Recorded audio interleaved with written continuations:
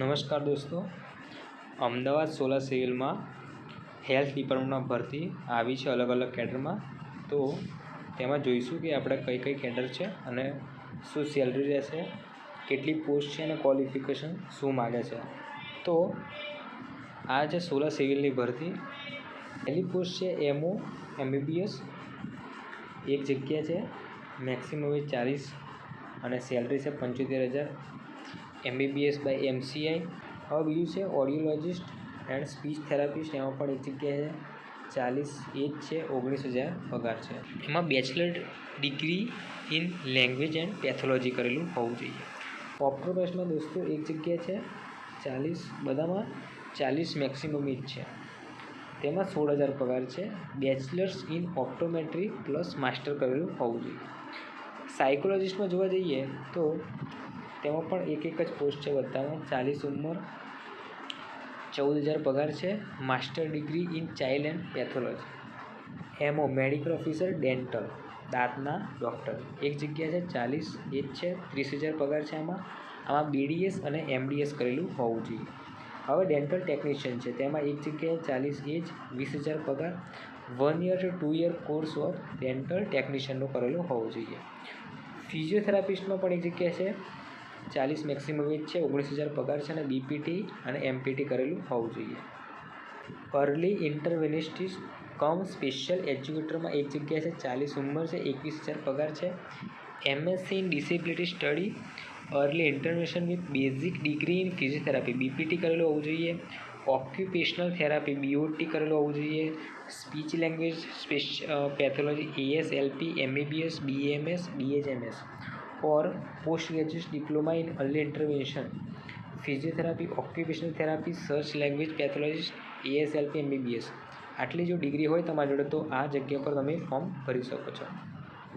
હવે આવે છે સ્ટાફ નર્સ, તેમાં પણ એક જગ્યા છે 40 મેક્સિમમ એજ છે, એમાં 20,000 પગાર છે. એમાં GNM વાળા અને BSc વાળા ફોર્મ ભરી શકે છે. પોસ્ટ બેઝિક વાળા પણ ભરી શકે છે અને MS નર્સિંગ અને નર્સ પ્રેક્ટિસિંગ મિડવાઇફરી પણ ફોર્મ ભરી શકે છે.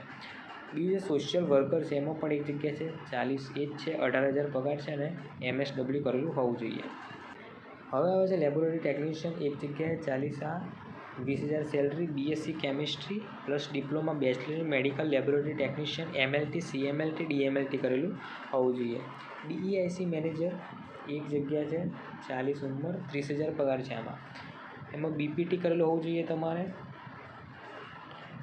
બીજું છે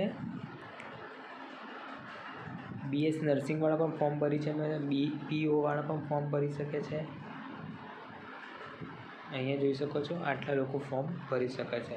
પછી આવશે ડેટા એન્ટ્રી ઓપરેટર, એમાં પણ એક જગ્યાએ 40 મેક્સિમમ એજ, 15,000 પગાર છે. એની ગ્રેજ્યુએટ, કોઈ પણ ગ્રેજ્યુએટ આમાં ફોર્મ ભરી શકે છે. ગુડ કોમ્યુનિકેશન સ્કિલ હોવી જોઈએ. Basic computer knowledge with data મેનેજમેન્ટનું હોવું જોઈએ. ઉમેદવારો જે તે જગ્યાની અરજી સાથે જોડાયેલા ડોક્યુમેન્ટની વિગત, એટલે કે શું ડોક્યુમેન્ટ માગે છે તે તમારે આમાં ખાસ ધ્યાન રાખવાનું. હું બધાનું વારાફરતી કહેવા નહીં માગતો, તમારે એકવાર જોઈ લેવું. એમઓ MBBS, પછી આવશે ઓડિયોલોજી એન્ડ સ્પીચ થેરાપિસ્ટ, પછી સાયકોલોજિસ્ટ, પછી MO dental technician, DEIC manager, data entry operator, physiotherapist, early interventionist cum special educator, staff nurse, social worker, laboratory technician, optometrist. બધા જે ડોક્યુમેન્ટ તમારે જોડવાના છે એનું નમૂનો છે કે કયા કયા ડોક્યુમેન્ટ તમારે જોઈ શકે છે એ આમાં તમારે એકવાર જોઈ લેવું. આ ભરતી પડી છે નેશનલ હેલ્થ મિશનમાં, NHM કહીશું, 11 મહિના કરાર પર. તો આ ભરતી હતી સોલા સિવિલની. તો તેમાં કુલ ટોટલ 13 જગ્યાઓ છે. 13માં પોસ્ટ બધામાં સેમ છે, એક જ બધામાં પોસ્ટ છે. તો તમારે ફોર્મ ભરવાનું રહેશે.